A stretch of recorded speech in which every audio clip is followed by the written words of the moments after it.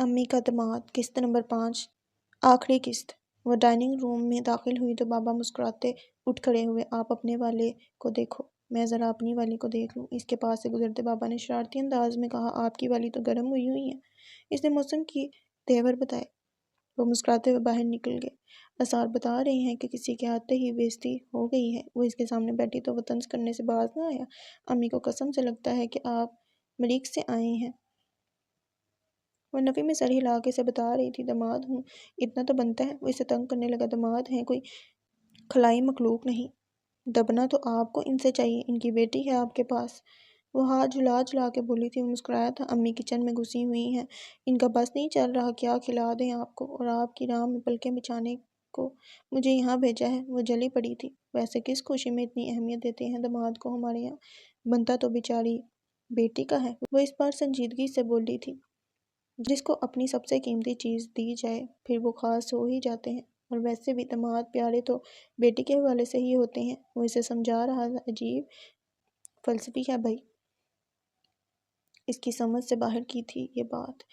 جب خود والدین کے رشتے پر فائز ہو جاؤ گی تو سمجھ جاؤ گی۔ بابا نے ان کی آخری بات شاید سن لی تھی، اس لیے وہ بولے تو وہ مسکرا کے رہ گئی۔ اس کو والدین کی فلسفی واقعی سمجھ نہیں آتی تھی۔ ایک امی تھی جو اس کو صبر و شکر کے لمبے لمبے لیکچر دیتی تھی، اور ایک طرف بابا تھے جو کہ اس سے ہمیشہ پوچھتے تھے کہ وہ خوش ہے نا اپنے گھر میں، اور اگر اسے کسی قسم کی کوئی پریشانی ہو تو وہ انہیں بتائے، وہ اس کی پشت پہ کھڑے ہیں۔ اور اسے تو خود بھی اپنی سمجھ نہ آتی تھی، والدین کے ہوتے بھی وہ امی کے طعنے ہو کر بھی باتیں برداشت کر لیا کرتی تھی۔ بابا کی لاڈلی ترین ہو کے بھی وہاں وہ اپنی بہت سی خواہشات چھوڑ دیا کرتی تھی۔ بابا پشت بھی تھے تب بھی وہ ان سے کئی باتیں چھپا جایا کرتی تھی۔ ایسے ہی بیٹیوں کے گھر نہیں بسا کرتے۔ ابھی وہ بابا کی بات پہ ہی مسکرا رہے تھے جب وہ افراتفری میں اندر آیا۔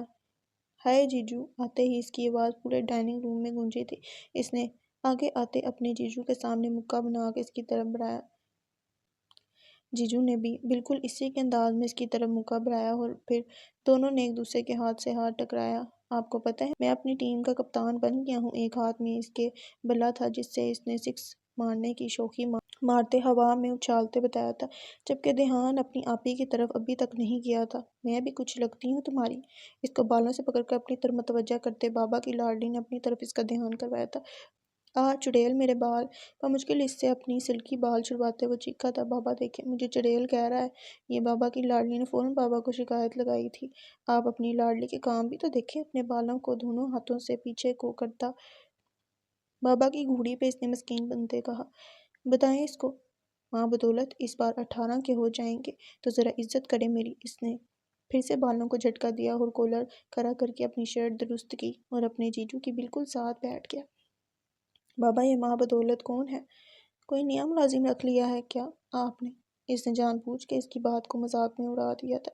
اس کی بات پہ وہ سسر اور دماد مسکرائے جبکہ وہ ہلکا سا اپنے جیجو کی طرف جھکا۔ کیسے برداشت کرتے ہیں آپ اس کو؟ وہ رازداری سے پوچھ رہا تھا جبکہ بابا کی لاڈلی کان بھی ان دونوں کی طرف ہی تھے۔ برداشت کا لیول چیک کرو تم۔ جیجو بھی اپنے سالے کے ساتھ مل گیا تھا۔ واٹ اے اسٹیمنا برو! وہ جیسے اس کی برداشت کو دانت پیش کر رہا تھا۔ بابا کی لاڈلی نے منہ پہ ہاتھ پھیر کے اسے دھمکی دی کہ وہ تو اسے بعد میں پوچھے گی۔ سن کون رہا تھا اس کی؟ ویسے کتنے دن آپ کو برداشت کرنا پڑے گا؟ بابا جیسے ہی کمرے سے نکلے فوراً اپنی اوقات میں واپس آیا تھا تمیز سے۔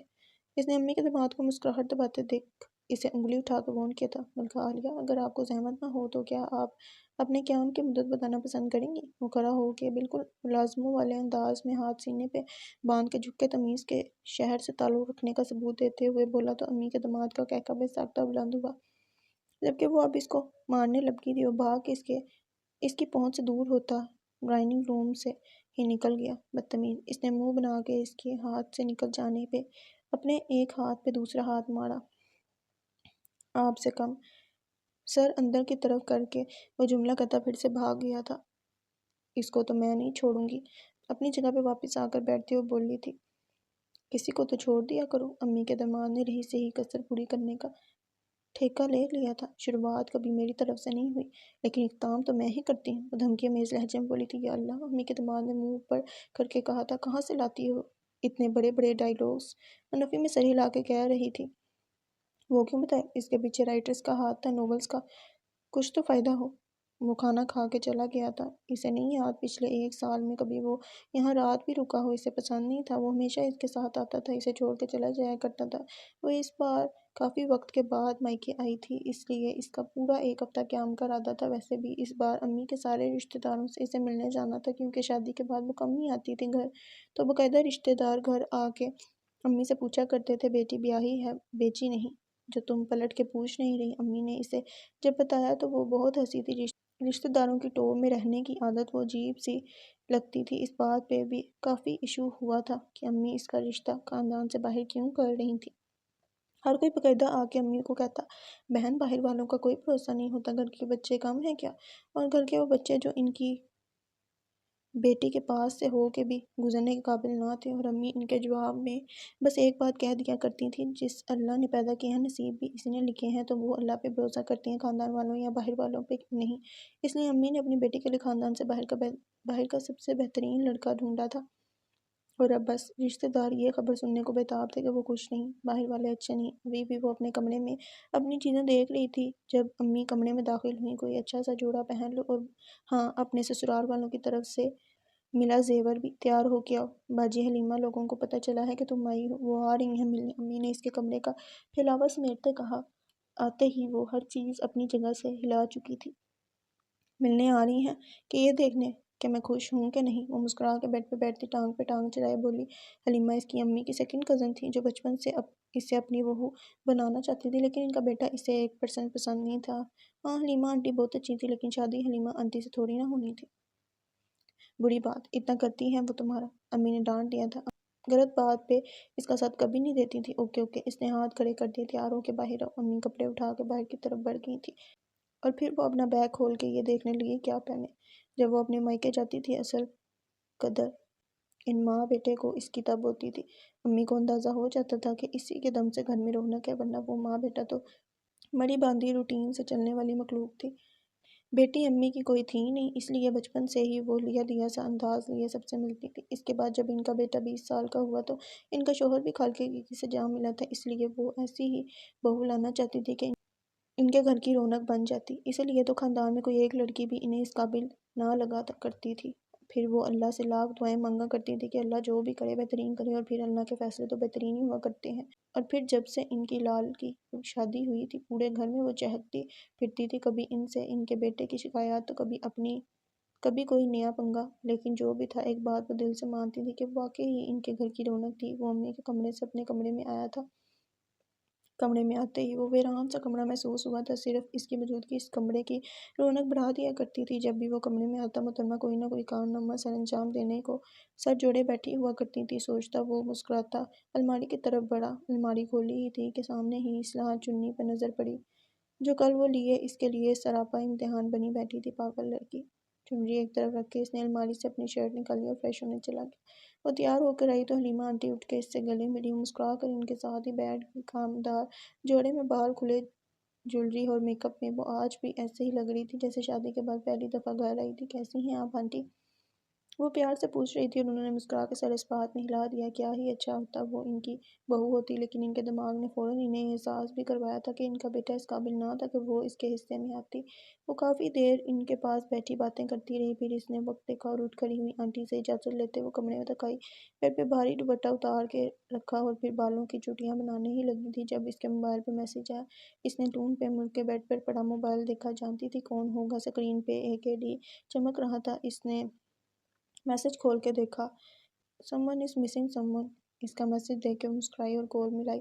وہ اپنے کمرے میں بیڈ پر بیٹھا تھا، لیپ ٹاپ ایک طرف اور کچھ فائلز بکھری ہوئی تھیں، اور اس کا موبائل بج اٹھا تو اس نے بغیر دیکھے کال اٹھائی تھی۔ اٹھے اور کمرے کے کھڑکی سے پردہ سائڈ پہ کریں، اس نے جیسے ہی کہا۔ امی کے دماغ نے دائیں طرف کھڑکی کو دیکھا جہاں پردہ آج آگے ہی تھا۔ وہ مسکراتا اٹھا اور کان اور کندھے کے درمیان موبائل رکھے اس نے سارے پردے ایک طرف کر دیے۔ اب الماری کی طرف جائیں اور اندر والے کھانے میں کچھ رکھا ہے دیکھ لیں۔ دوسری طرف وہ آئینے کے سامنے کھڑی، فون اسپیکر پہ تھا، اور سامنے ڈریسنگ ٹیبل پہ موبائل رکھ کر وہ بال بنا رہی تھی۔ وہ الماری کھول چکا تھا اور اندر والے کھانے سے ایک چٹ ملی تھی۔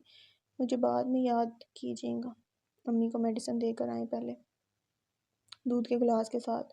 اس چٹ کو پڑھتے ہی اس نے زبان دانتوں تلے دبائی تھی۔ وہ بھول گیا تھا لیکن وہ تھی نا اسے یاد کروانے کو۔ بھول گئے تھے نا آپ؟ وہ مسکرا کے اسے جتا رہی تھی کہ وہ اسے جانتی ہے۔ نہیں، تمہارے یاد کروانے کا انتظار کر رہا تھا۔ کمرے سے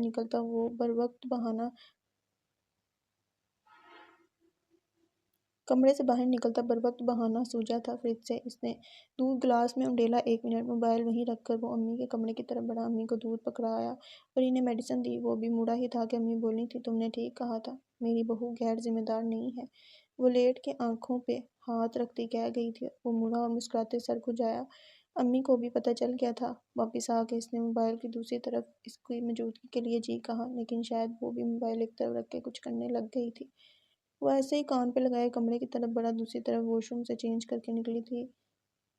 دے دی؟ بالوں کو جھٹکا دے کر ایک طرف کرتے اس نے پوچھا۔ یس، دے دی۔ وہ بھی اپنی چیزیں سمیٹ رہا تھا۔ چیزیں سمیٹ لی۔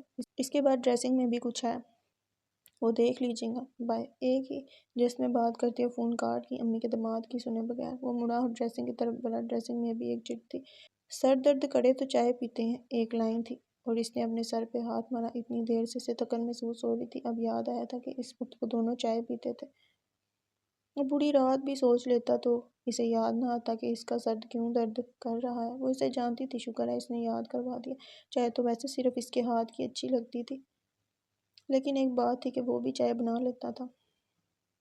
ویسے ایک بات تھی، وہ ہوتی تھی تو اپنے کسی کام کی اس کو کوئی فکر نہیں ہوتی تھی۔ وہ امی کے ساتھ اس کے بھی ہر چیز کا اچھے سے دھیان رکھتی تھی۔ وہ اس کی لائف کی مینیجر تھی، جس کے بغیر سارا کام الٹ پلٹ جایا کرتا تھا، ساری روٹین خراب ہو جایا کرتی تھی۔ اگر امی کہتی تھی کہ ان کی پسند لاجواب ہے تو غلط نہیں تھا۔ عجیب اصول ہے دنیا کا، اور اس سے عجیب ایک عورت۔ وہ اپنے سسرال ہوتی تھی، امی اور بابا کی بہت یاد آتی تھی، اور اب وہ مائکے میں تھی تو دن پھر یہی فکر لگی رہتی تھی کہ نہ جانے امی اور وہ کیسے گزارا کر رہے ہوں گے۔ امی اور ان کے لاڈلے کا ہر کام تو وہ خود اپنے ہاتھوں سے ہی کیا کرتی تھی۔ اگر امی کہتی تھی کہ شادی کے بعد سسرال ہی ایک لڑکی کا اصل گھر ہوتا ہے تو ٹھیک کہتی تھی، اسے اپنے گھر کی فکر ہو رہی تھی۔ اس وقت امی سو رہی ہوں گی، وہ خود آفس میں ہوں گے۔ اوف! وہ اپنا سر پکڑتی اپنے کمرے سے باہر نکل آئی۔ اگر کمرے میں بیٹھی رہتی تو امی اور ان کے لاڈلے کا سوچ سوچ کے ہی سر درد کرنے لگ جاتا۔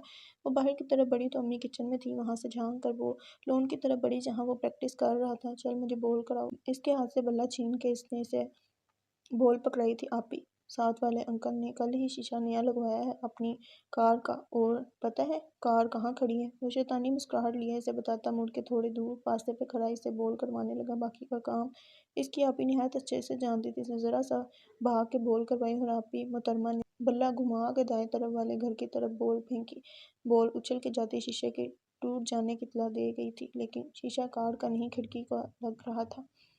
دونوں نے ایک دوسرے کے ہاتھ پہ ہاتھ مارا۔ انکل تو بہت شریف تھے، وہ کچھ نہیں کہیں گے۔ وہ دوسری بال سے اسے بول کروانے لگا ہی تھا کہ انکل کے گھر والی بول لی آ گئی۔ مجھے صبح ہی سمینہ پوچھ رہی تھی کہ کیا تم آئی ہو، کیونکہ صبح کسی نے ان کے گھر کی بیل بجائی تھی۔ تب میں اسے کہہ بھی رہی تھی کہ ایسا کوئی حادثہ تو نہ گزرا جو تمہارے یہاں ہونے کی نوید سنا دیتا، لیکن یہ بول کی طرف اشارہ کیا گیا تھا۔ اس کو دیکھ کے مجھے فوراً پتہ چل گیا تھا کہ تم آئی ہو۔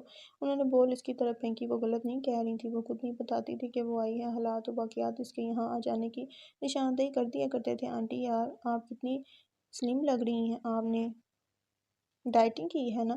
ماشاءاللہ۔ اس نے بات کو ایسا پلٹا دیا کہ آنٹی نے بال چھوڑ کے اپنا آپ دیکھا۔ پتلی لگ رہی ہوں نا؟ ارے وہ سمینہ کے پاس ایسی آنکھیں ہیں ہی نہیں۔ آنٹی کی دکھتی رگ پہ ہاتھ رکھ دیا تھا اس نے۔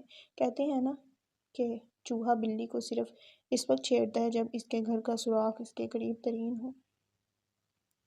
وہ بھی ایسی ہی تھی، ایسے ہی کسی سے پنگا نہیں لیتی تھی۔ حفاظت کے اقدامات پہلے ہی اور دشمن پہ حملہ بعد میں۔ اب آنٹی اس سے باتیں کرتی اندر لے جا رہی تھی۔ آپی کا اتنا دماغ چلتا کیسے تھا؟ پیچھے وہ ہمیشہ کی طرح ایک ہی بات پہ اٹک گیا تھا۔ پورے 1 ہفتے بعد وہ واپس آئی تھی۔ جیسے وہ مائکے جاتی تھی تو اس کے اندر کی شیطانی روح جاگ جایا کرتی تھی، ایسے ہی وہ جب سسرال آتی تھی تو ایک ذمہ دار بیوی اور بہو والا کیڑا اس سے کاٹ جایا کرتا تھا۔ اتنے دنوں سے امی نے صفائی نہیں کی تھی تو وہ آتے ہی سارے گھر کی صفائی کر چکی تھی۔ کھانا اس دن سے ہی بازار سے آ رہا تھا۔ آج آتے ہی اس نے کچن سنبھال لیا تھا۔ دونوں ماں بیٹے کی پسند کا کھانا بنا کر اس نے اپنا کام صاف کیا اور پھر ظہر کی نماز ادا کر کے امی کو کھانا کھلا دیا۔ خود وہ فریش ہونے چلی گئی تھی۔ وہ آج جلدی گھر آ گیا تھا۔ جیسے ہی گھر داخل ہوا، گھر آج بالکل صاف ستھرا لگ رہا تھا، جیسا اس کی موجودگی میں لگا کرتا تھا۔ اندر کی طرف بڑھتے اس نے گمان ہوا کہ شاید وہ آ گئی ہوگی، آج تو اس سے بات بھی نہیں ہوئی تھی، لیکن لینے تو اسے خود جانا تھا، اس لیے اس نے رفیع میں سر ہلایا۔ امی نے صفائی کی ہوگی، لیکن کچن کے پاس سے گزرتے جس خوشبو نے اس کا استقبال کیا، کوئی شک نہیں تھا کہ محترمہ آ چکی تھی۔ شکر ہے، اس نے اوپر کی طرف منہ کر کے شکر کیا تھا اور پھر کمرے میں داخل ہوا۔ کمرہ بھی چیخ چیخ کے اس کی آمد کا بتا رہا تھا۔ مسکرا کے اس نے بال پین نکالی اور کمرے میں رجسٹر ڈھونڈا، پھر اس کی پرچیاں بنا کے اس نے ایک آئینے پہ لگا دی، ایک الماری پہ اور ایک الماری کے اندر والے خانے میں رکھتا وہ کمرے سے باہر نکل گیا اور فریش ہو کے آئینے تک آئی۔ ٹاول سے منہ صاف کرتے اس کی نظر پرچی پر پڑی۔ I want to admit something۔ حیرت سے یہ لائن پڑھی۔ پرچی پہ ایک ہی لائن لکھی تھی۔ ایسے پرچیاں وہ لکھا کرتی تھی۔ اب دوسری پرچی اسے خود ڈھونڈنی تھی۔ اس نے ارد گرد دیکھا، بیڈ پہ، صوفے پہ، الماری پہ نظر پڑی، مسکرائی۔ انسائڈ ایک لفظ تھا اور اس نے الماری کھولی، جانتی تھی کہاں ہوگی پرچی۔ جیسے ہی پرچی اس کے ہاتھ آئی، اس نے مسکرا کے کھول کے پڑھا۔ امی کے داماد کا بابا کی لاڈلی کے بغیر گزارا نہیں۔ صرف ایک لائن تھی۔ وہ کھل کے مسکرائی تھی، جانتی تھی وہ یہ بات اس کے منہ پہ کبھی نہیں کہنا چاہتا تھا۔ پرچی کو اس نے ہاتھ میں مروڑ کے دونوں ہاتھ دل کے مقام کے قریب باندھ لیے تھے۔ ایسے اظہار وہ روز نہیں کیا کرتا تھا۔ آفٹر 4 years، وہ آئینے کے سامنے کھڑی تیار ہو رہی تھی۔ تیاری سے لگ رہا تھا کہ وہ کسی شادی میں جانے کے لیے تیار ہو رہی ہے۔ پاس ہی امی کے داماد کی ایک کزن کھڑی اسے تیار ہوتا دیکھ رہی تھی۔ جب وہ اپنی پونیاں ہلاتے کمرے میں داخل ہوئی، بابا کی لاڈلی اس کی آواز سے ہی لگ رہا تھا کہ وہ باپ بیٹی اس کا انتظار کرتے جھنجھلا گئے تھے۔ وہ مسکراتی اپنی پرنسس کی طرف مڑی، جس نے پنک کلر کی فراک اور اوپر 2 پونیاں بنائی ہوئی تھیں۔ اس کے بابا نے اسے تیار کیا تھا، صرف 2 منٹ۔ اس نے انگوٹھے اور انگلی میں ذرا سا فاصلہ رکھتے وقت مانگا، صرف 2 منٹ۔ وہ اسے انگلی اٹھا کے کہتی مڑ گئی، جبکہ کزن مسکرائی تھی۔ یہ بھی آپ کو بابا کی لاڈلی کہتی ہیں؟ کمرے سے نکلتے اس نے مسکرا کے پوچھا۔ وہ ہلکا سا مسکرائی۔ اس کے بابا کو لگتا ہے کہ میں اپنے بابا کی لاڈلی ہوں اور ان محترمہ کو لگتا ہے کہ میں ان کے بابا کی لاڈلی ہوں، اس لیے دونوں باپ بیٹی مجھے بابا کی لاڈلی کہتے ہیں۔ کانوں میں جھمکا پہنتے وہ سیڑھیاں اترتے اس کو بتا رہی تھی۔ اور آپ کو کیا لگتا ہے؟ کزن نے اس کی رائے پوچھی۔ مجھے لگتا ہے کہ دونوں کو صحیح لگتا ہے۔ اس کی بات پہ کزن مسکرائی، جبکہ وہ دونوں گراج کی طرف بڑھ گئیں۔ کزن تو اپنے شوہر کے ساتھ کار میں بیٹھ کے چلی گئی، جبکہ وہ باپ بیٹی ابھی بھی کار کے پاس کھڑے بابا کی لاڈلی کا انتظار کر رہے تھے، جو کہ امی کو دیکھ کے تسلی کر کے جانا چاہتی تھی۔ وہ جیسے ہی باہر نکلی، دونوں نے اسے گھورا۔ So sorry. وہ ان کی طرف بڑھی، دونوں نے ایک دوسرے کو دیکھا۔ وہ پیاری لگ رہی تھی AKD۔ میں اپنا پاؤچ اندر بھول آئی، ابھی لائی۔ وہ مڑ کے اندر کی طرف بھاگی تھی۔ بابا کی لاڈلی، دونوں باپ بیٹی نے اپنے سر پہ ہاتھ مارتے ایک ساتھ کہا تھا۔ وہ اندر کی طرف بڑھتی مسکرائی تھی۔ ختم شد۔ سو گائز، یہاں پہ ناول اینڈ ہو گیا۔ میں امید کرتی ہوں کہ آپ کو یہ کیوٹ سا ناول اچھا لگا ہوگا۔ اپنا بہت زیادہ خیال رکھیں گا، دعاؤں میں یاد رکھیں گا۔ اللہ حافظ۔